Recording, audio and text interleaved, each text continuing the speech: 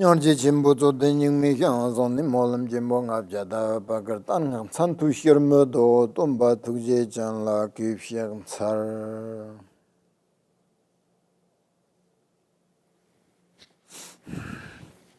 Good morning.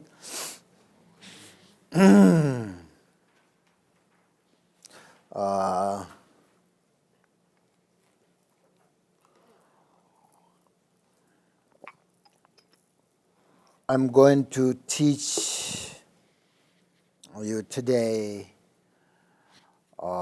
instruction on how to use both happiness and unhappiness or suffering as the path to enlightenment, or transforming happiness and suffering, sort of instruction by a great teacher, Shantandewa.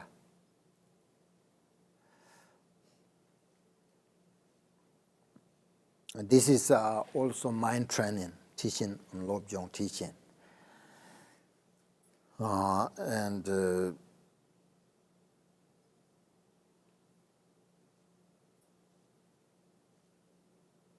Happiness and unhappiness, right? Either happiness or unhappiness. The Shantandewa said,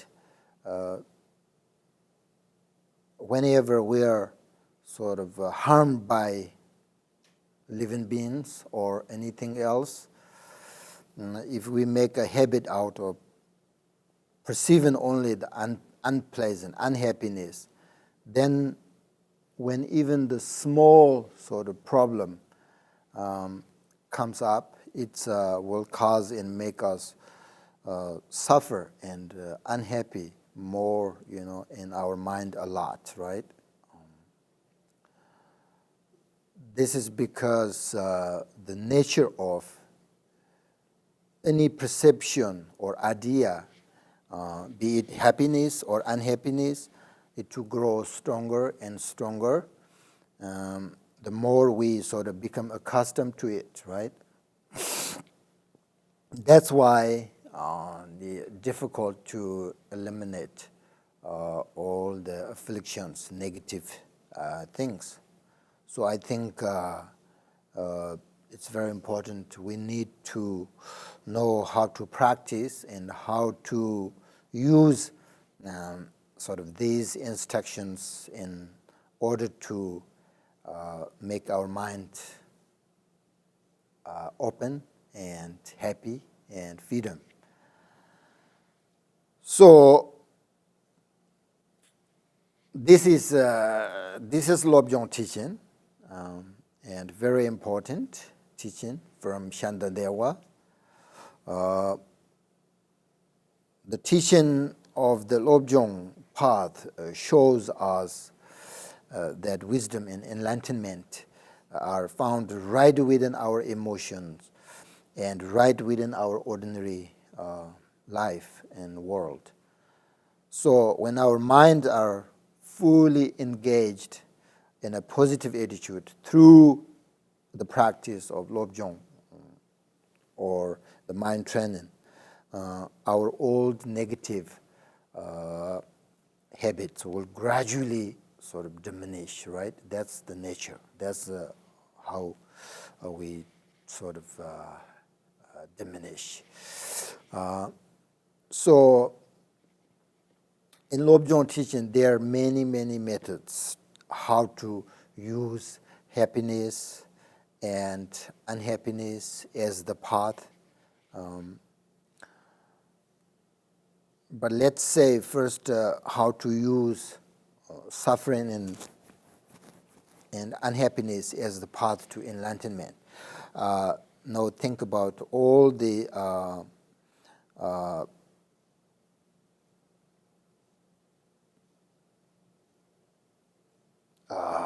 problems, depression, anxiety, worries we put ourselves through by always seeing sort of suffering as unpleasant or unhappiness. So this idea is really useless because Shantandewa said that, maybe you remember this, in Bodhisattva, the way of the Bodhisattva. If we can do something to solve a problem and the suffering or unhappiness, then there is no need to worry or be unhappy about it. Keep this instruction in your mind. It's very important to remember when you have a difficult situation. Again, if we can do something,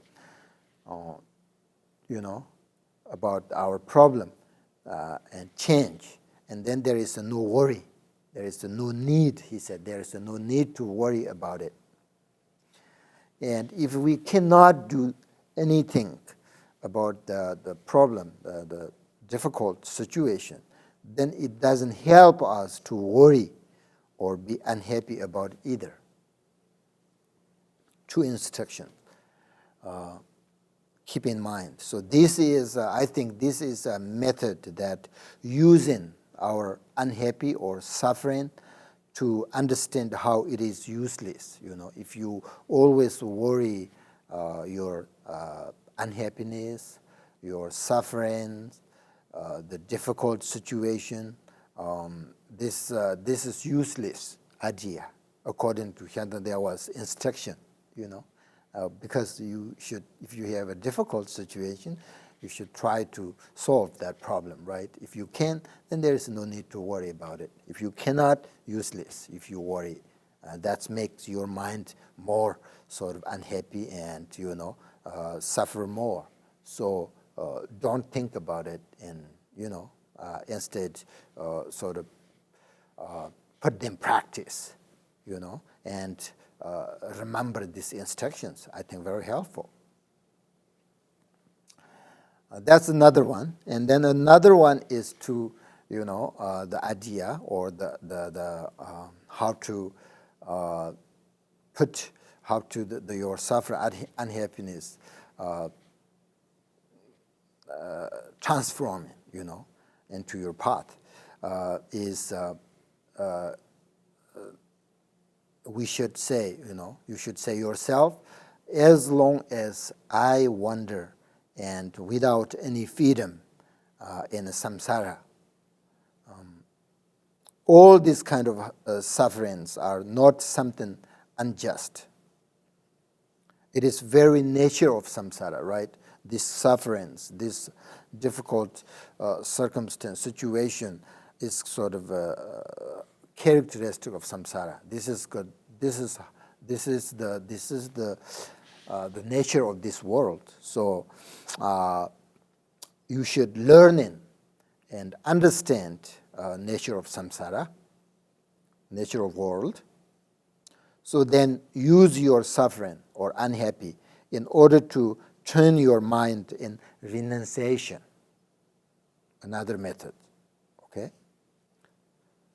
So it is important to get out of samsara. Like bodhisattvas.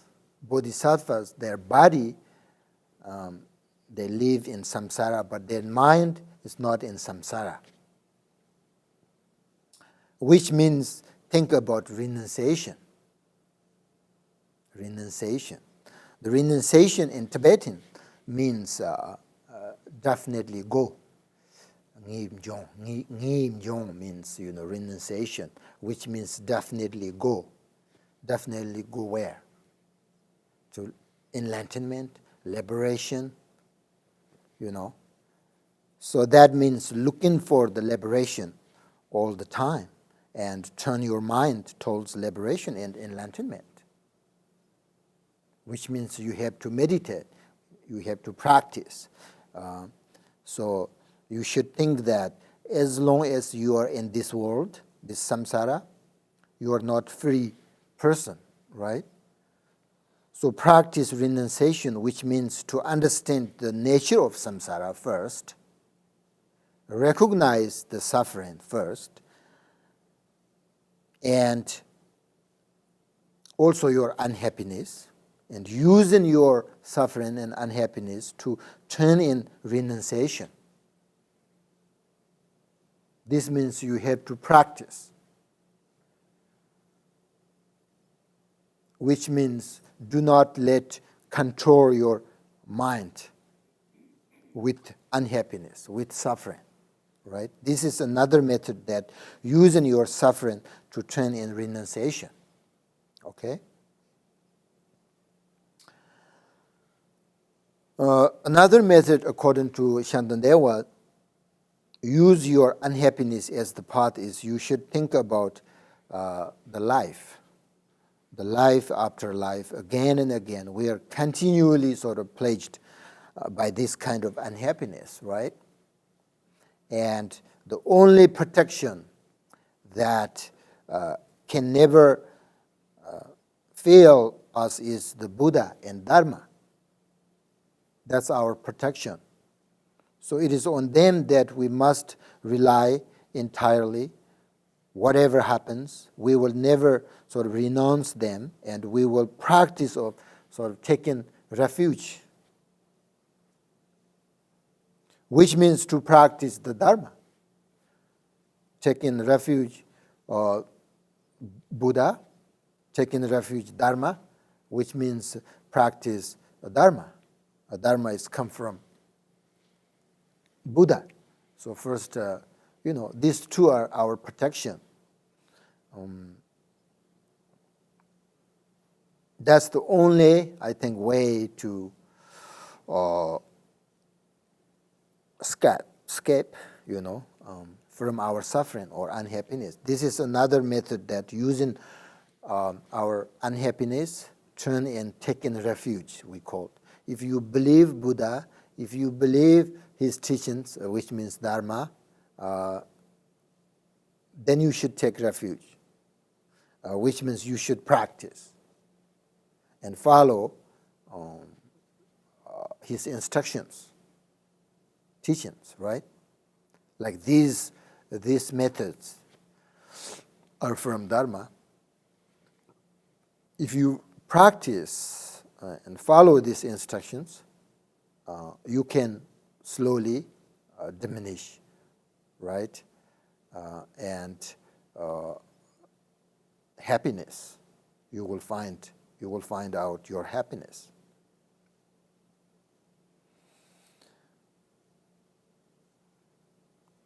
Otherwise, as long as we are in samsara, we are never sort of independent, right? Or truly free, in control of our lives, our mind. So we are always sort of depend on our, what you call it, enemies, which is, the attachment. According to Buddhism, our enemies not outside, inside.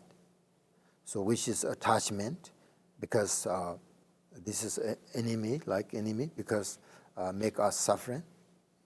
Which is anger, what are the others, like jealous, ignorance. All this make us suffer. That's why they are our inner enemies. So we always, as long as we are in samsara, we always depend on them, right? And destroy sort of our freedom, inner peace. Right? It's clear, right? If you're angry, there's no freedom, no peace in your mind. Control, destroy your freedom. So that's why we call it inner enemies. So we must sort of really, if you are intelligent person and you really want a kind mind or freedom, we must eliminate these enemies through practice the Dharma teaching. That's why taking refuge Dharma, right? That's only method in order to eliminate these enemies, inner enemies.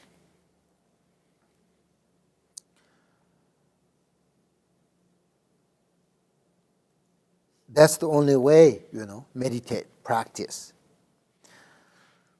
And Usually when we're meditating, everything is very going very well, right?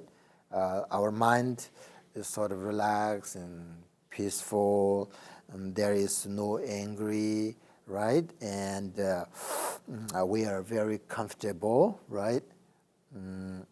But the problem is when we are not meditating and our sort of daily life, most of time to sort of, we get angry, unhappy, thinking too much, we forget mindfulness, and we always worrying, and we are sort of missing compassion, bodhicitta, and mindfulness, all that, right? We are not that. This is how we,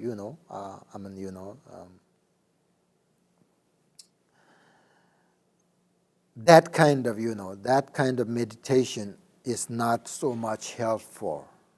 Okay, what I'm trying to say is here, when you meditate, everything's good, right? When you're not meditate, everything is not so good. So that's very important. The whole purpose of our practice meditation is to help us in our daily life when sort of dealing with others, to not harm and benefit, So you should really think about and never forget your meditation and instructions when you are not meditating. That's the most important. Because when we meditate, like every day, 20 minutes, 30 minutes, right? That's like within 24 hours, just very short, right? So short period of time, we're very happy, comfortable, but most of the time, we're not, because we're not meditating, right? That's how sort of our daily life is not, so I don't know how many hours you can practice every day. Maybe you can practice maybe like 2 hours, 3 hours, or maybe 10 minutes, 20 minutes, right?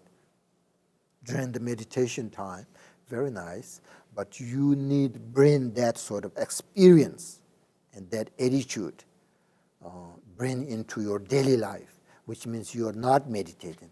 Really make sure when you get angry, remember your instructions, your practice. When you are unhappy, when you're worried, remember all these instructions. It will help, Tibetan, the great the meditators always say, most important is when you are not meditating, you have to remember the Dharma and Buddha and the instructions, your teachings. Then you're fine. Otherwise, most of the time, really, we get angry all the time and unhappy. So this is another sort of method that using our unhappiness to overcome arrogance, which means we need to think about how to eliminate or diminish our inner enemies.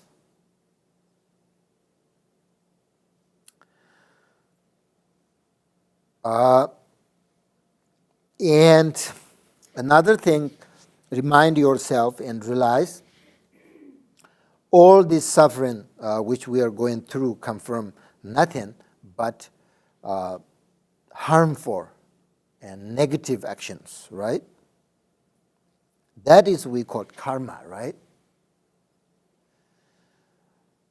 Karma is certain. Cause and effect is sort of unfallible. What do you call it? Unfallible? Okay. Oh, you understand that. That's good. So, very difficult. So, cause and effect never lose. You will never lose, Buddha said, you will never face the effect of something you have not done. And whatever you have done will never go to waste and never be lost. That is characteristic of karma. So then, think about and then say to yourself, if I really don't want to suffer or unhappy anymore, then I must give up the cause of suffering, right? Which is negative things. Instead, practice bodhicitta and compassion. So negative karma actually come from negative actions, right? So we have to purify that. You should purify all that negative actions that you accumulated in the past. And also you should promise to yourself and to commit yourself never do that kind of negative karma again in the future, if you can. Say to yourself, if I really want to find my happiness, which is opposite of suffering and unhappiness, right? And then I have got to make the effort to practice its cause, which is positive actions. Like for instance, if you practice bodhisattva, you can purify your negative action, right? When we are suffering, we're unhappy.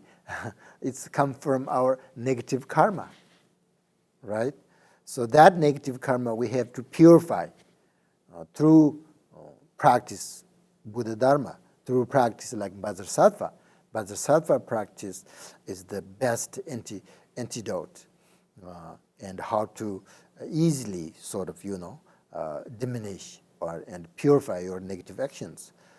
So that is another method that using your unhappiness or suffering to purify harmful actions, or using suffering to find joy in positive action.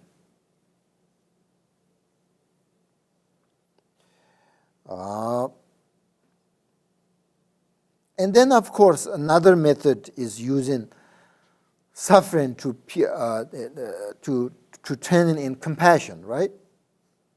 Always think about all living beings, just like us, right? Think about they all suffering. We all suffering, right? We all suffering.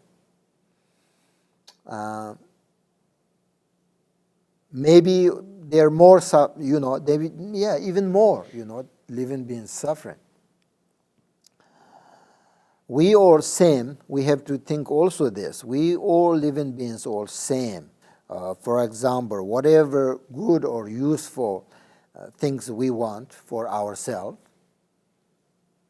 others want them just as much, exactly same, right? Want happiness, don't want suffering. A Tibetan guy asked Padamba. He is a Kadamba master, very good teacher, and he asked him for a sort of good instruction that he can always remember and to practice, when he sort of suffering or unhappy. And very short, easy to remember and easy to practice. He asked that kind of instruction, And he said, Padamba said, whatever you want, this is his instruction, whatever you want, others all want as much. So act on that. You should think about that. So that's he said, very profound instruction. This guy asked, when I need something that remember when I'm suffering and unhappy. And then this teacher gives it exactly, whatever you want, others want that. So you should, act on that, which means don't harm and think about others, which means bodhicitta, right? Compassion, right? So, you can think about, remember the What Am I Perfect Teacher? And there are 3 different instructions how to meditate on bodhicitta. The first, I think, very, very good. The practice, the first one is considering others as equal to yourself. You remember that? You remember that? Very, very important. Because it's very clear. There's no doubt. We all want happiness, don't want suffering. So we don't want harm others, right? So we call considering others as equal to yourself. And also sometimes when you are suffering and unhappy, think about all living beings and practice taking and giving meditation. Remember.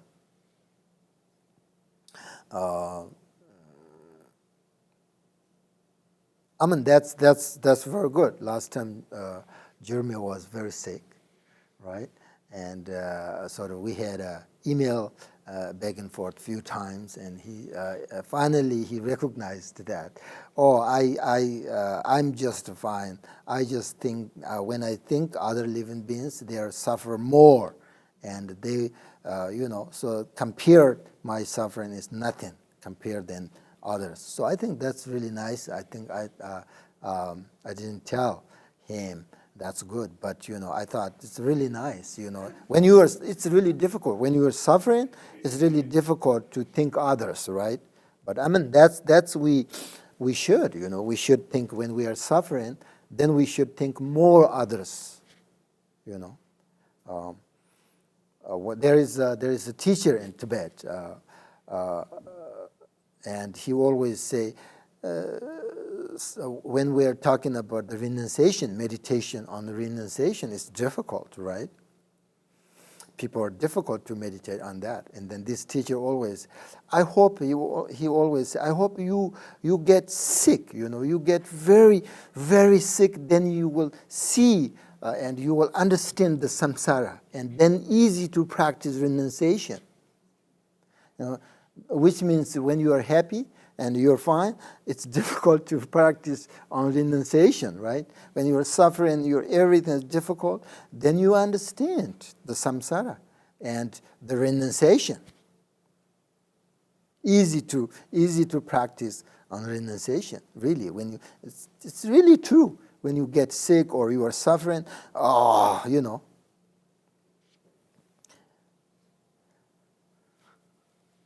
So with this kind of practice, then your mind, will become more peaceful and more gentle. That is the benefit of practice bodhicitta and compassion, and you will become more open, and you will be sort of easier to get along with. Really. When you are open, right? When your mind become more open, you will be easier to get along with. It's when you have narrow mind, it's difficult. Everything is a little circumstance makes you really sort of unhappy. So you will you will be free. You will be freed from sort of obstacles, which is this inner enemies. And you can easily practice dharma, and you will be able to turn any negative circumstance to your advantage.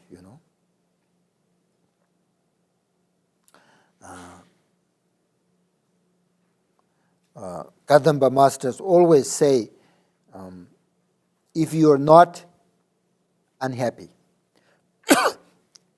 and suffering, if you are not unhappy about anything, then your mind will not be disturbed. I think it's true, Since your mind is not disturbed, the subtle wind, the energy, will not be disturbed either. That means, all your, your body, the elements of the body will not be disturbed either, If you understand and seeing that all happiness and suffering depends upon the mind, right? And unhappiness and suffering, all this will not depend on anything sort of external. If you understand this, then always be free and sort of in control. So the main point is that whatever sort of happiness, whatever unhappiness comes, we must put it with Dharma practice. That's very important, That's why these instructions are very good and important in our life.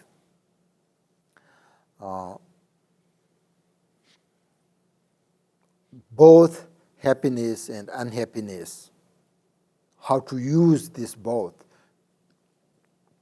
into your path, into your practice. Otherwise, if you don't know how to do this sort of instructions, even though we may be happy, if you don't recognize it, then you will never be able to make use of that happiness sort of as an opportunity for practicing the Dharma. And also we cannot practice when we are suffering or unhappy.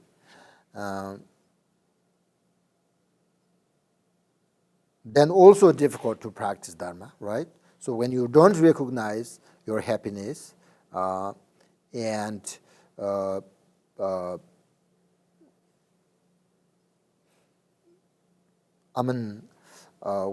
when you are happy, if you don't recognize that, then you cannot practice Dharma because of your attachment, right? Your attachment to happiness. Your attachment strong to happiness, then you cannot, you don't recognize that, and then you can't practice. And when you are suffering, unhappy, you cannot practice either, because all the sort of anxiety we go through, and we, the suffering and worries, we cannot practice.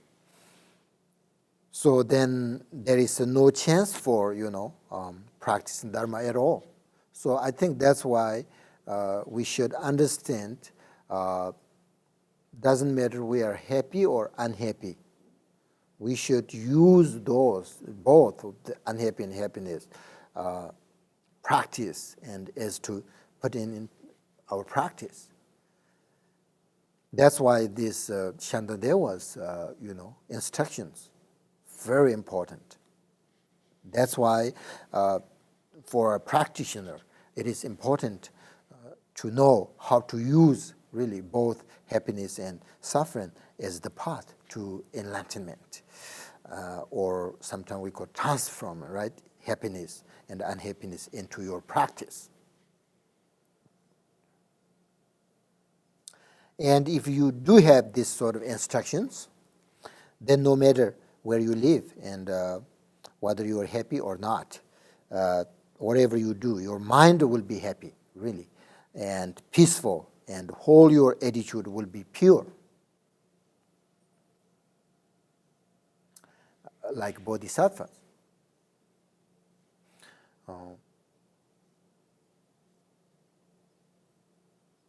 We can tell this great teacher in this samsara, this world, they're in this samsara, but their mind is really not in this samsara, because always understand the nature of samsara, and they understand it's like a dream and illusion, you know. The Kadamba master used to say, you will realize that all phenomena, this samsara, are like an illusion, which means without attachment, and these negative emotions,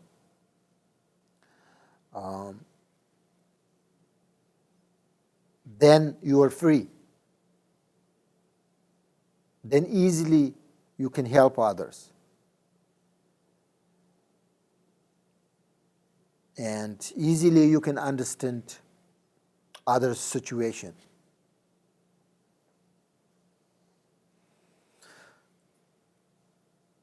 You know, so do you understand? There are many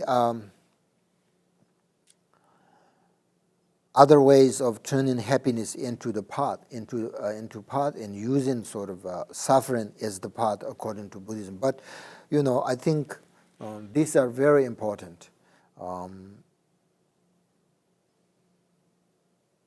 Kind of six methods, right, that I give you today. When you should remember these instructions when you are suffering, unhappy.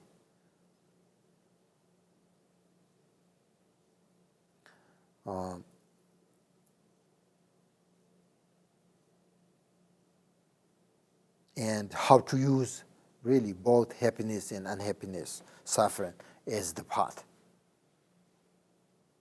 That means, just as I told you, right, if you're not meditating, sometimes you're very happy,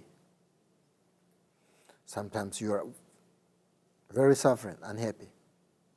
So you need to remember these instructions.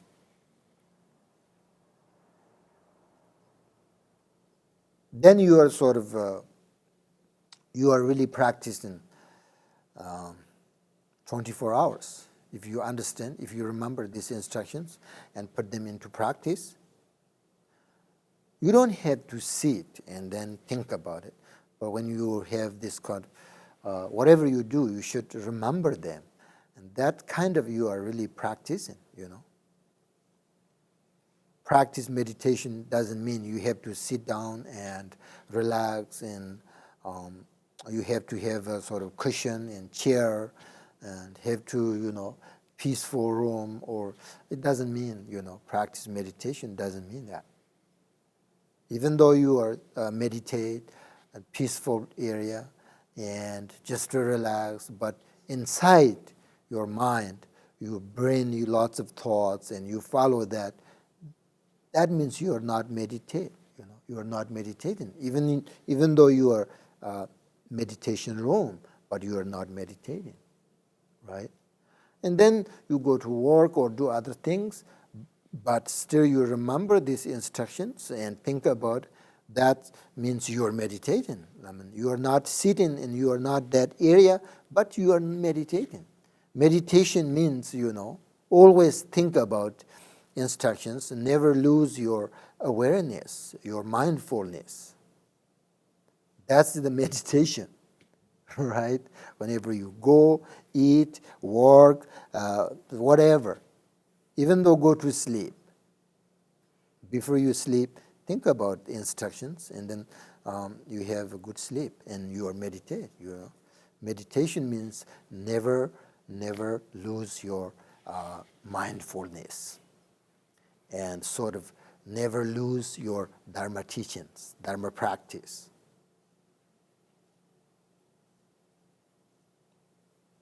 Meditation is a wonderful tool, right? But it is not always easy because we lose our mindfulness. And also there are some sort of obstacles that are commonly sort of encountered when you are sort of begin to meditate, right? So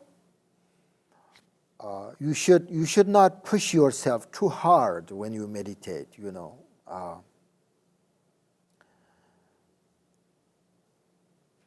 but always remember, try to remember your instructions that you like, that it helps your, unhappiness.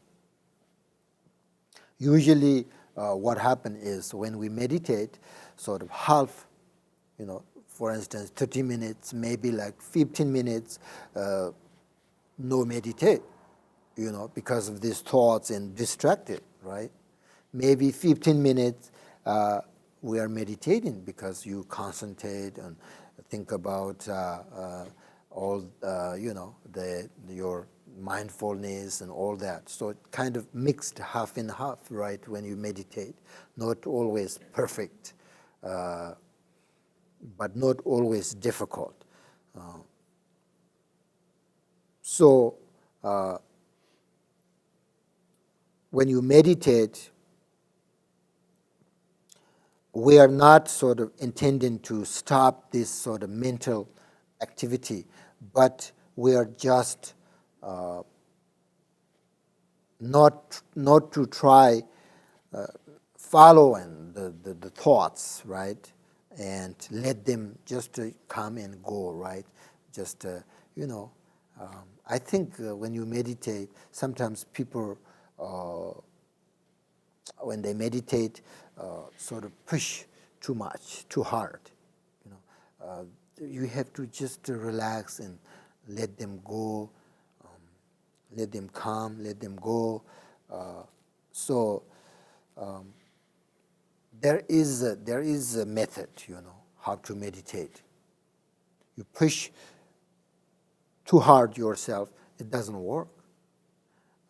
Or you lose, it doesn't work, then you follow your thoughts, and then these sort of obstacles, right? Do you understand? Yeah. Usually the most important is you should not think that, oh, I don't have time to meditate, and I did not meditate yesterday and today, or maybe I will not meditate tomorrow. That's not the problem. Which means you are thinking that you have to sit down, right, and do nothing, right, only meditate. That's why people have difficult time to find a time like that. But whenever you go, eat, work, your activities, daily life, you should remember your mindfulness and these instructions. Then you are you're really good. So today, practice few minutes. I want you practice again the three stages today. Do you remember this? Which means breathe in and out, right? 2, and then pause between these 2. So 3 stages. This is really good because if you really focus on your thoughts and also focus on your breath, it happens only in the present moment, right? So that is kind of, we call mindfulness, practice mindfulness. You focus on present moment. You're not thinking past and future. So you just focus on right now, this moment. So that's what we call. Then if you do this, you will sort of understand and what you're doing, right? Always you understand you're doing what you're doing. Then you will recognize you're doing wrong or right, right? So it's also very helpful when you meditate on this just to relax, right? Just to relax both your mind and body. And this is also when you breathe in and out very gently, then pause your breath below the area of navel, and then relax. That's all. And you should not focus too much on your head, because you don't need sort of a lot of energy, in your head when you meditate. It sometimes causes you problem, right? So that's why I like this meditation. You just push your breath a little bit down and then hold.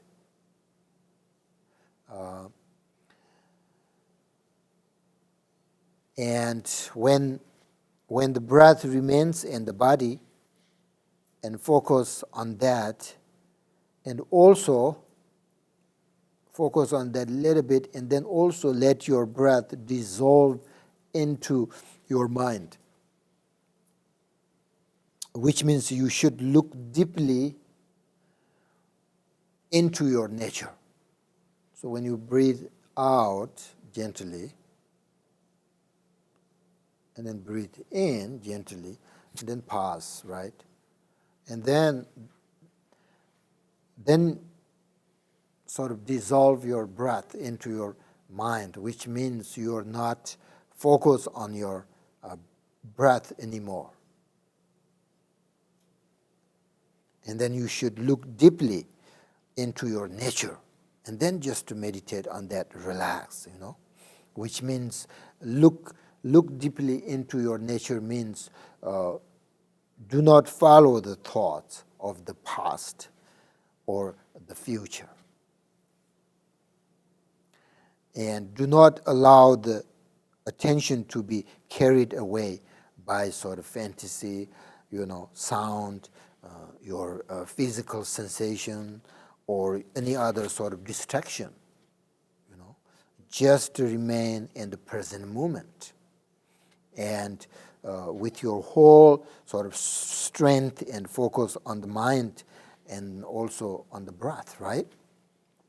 So do not lose the awareness of the object. Slowly, allow yourself to enter more deeply into sort of calm and quiet, just to let it be in sort of in awareness.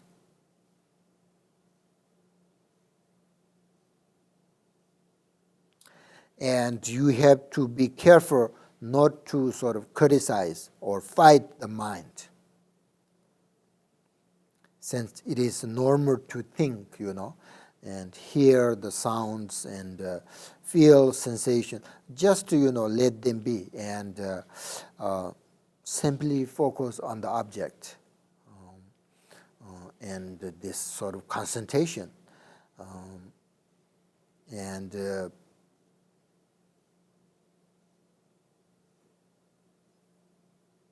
very important with this meditation, you should be aware of the sort of the gap between breathe in and out.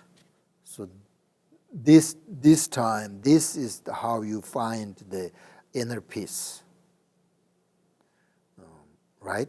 You just hold your breath gently, and then let breath dissolve, and then deeply look into nature, your mind. And then, of course, when you breathe in and out, simply concentrate on your breath, right? So you have to do this sort of alternately. Concentrate on the breath, in and out, and then also concentrate sort of, just to relax when you pause your breath between in and out.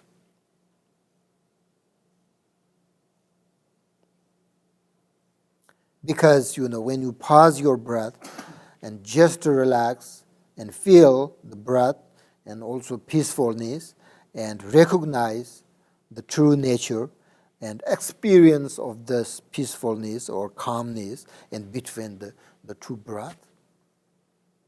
That's how you find out the inner peace. Okay? Understand? Any questions? Well, it depends how much you can. If you cannot, then just breathe slowly, gently breathe out, and then breathe in, and then pause and do it again. Like that, you have to. If your thoughts are sort of always arise, then you do this many times. Breathe in and out, pause. Breathe in and out, pause. But if you have no thoughts and just to really relax, and then you do not need focus on how to breathe in and out. Just to relax, focus on you should slowly and more and more deeply, into, deeply look into your nature and find out the peacefulness, and then just to relax on that as long as you can. Okay? Few minutes.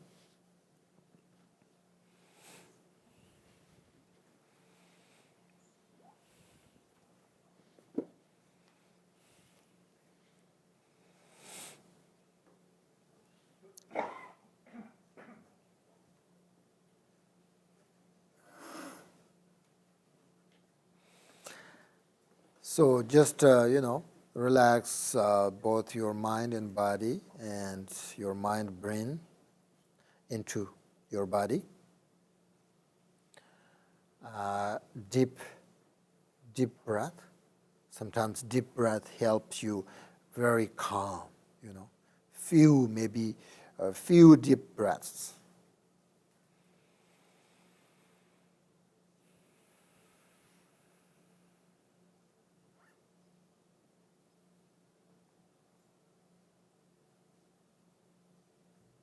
And then you do not worry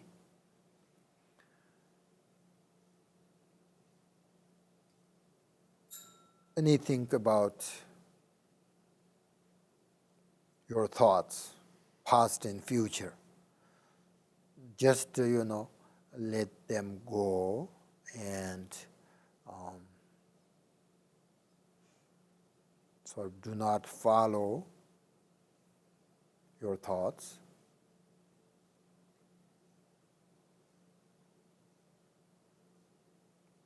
Focus on the present moment and breathe in and out and pause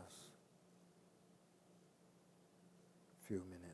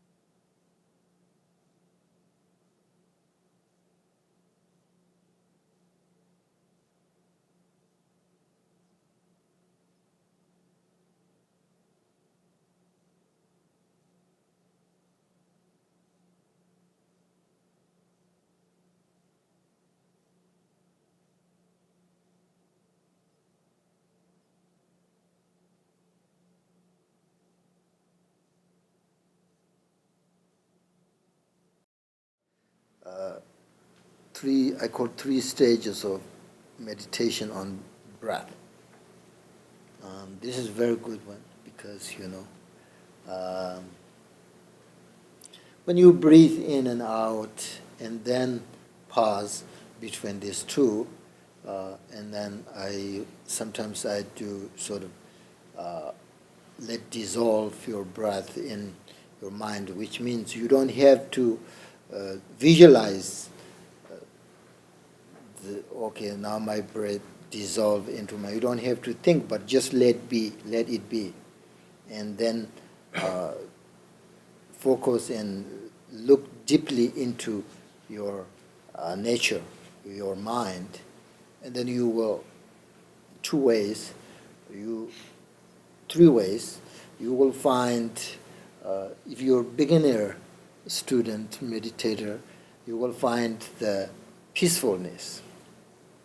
If you look deeply into your mind and don't follow and don't focus on your breath when you pause, and then you will find the peacefulness at that time. And if you're more practitioner, you will find the alaya, the ground consciousness. And if you're more higher, then you will find the nature mind there. So there are three ways you can really understand your mind, and you will find out the awareness, clarity, emptiness, all those things when you pause and relax. At this time you don't have to think about it and focus on your breath or anything, your body, physical, sensation. No, nothing. Just to relax and as much as you can.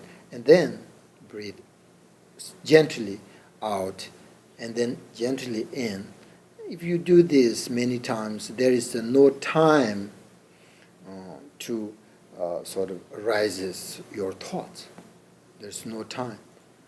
If you focus on breath in and out and then relax between that, there's no time to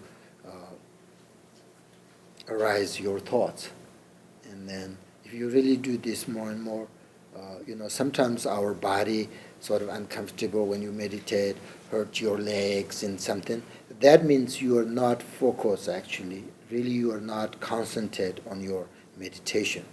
Then you will feel your body's sensation, you feel everything, you hear everything sounds. Then sort of that's disturbing, But when you deeply meditate and focus on these three stages, you can't feel. You have nothing. You have no feel about your body, and no hear the sounds because you are very strong, deeply into your meditation, right? And then if you do this like 30 minutes, and then after, then you can feel, oh, my legs now is sleepy, it's difficult.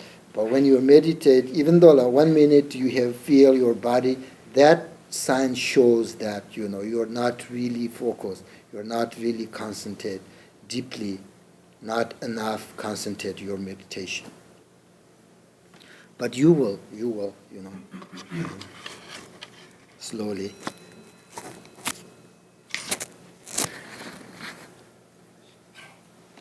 If you're feeling uncomfortable, to that area? Yeah, just let go. If you're feeling more like that uncomfortable, then you can change your position.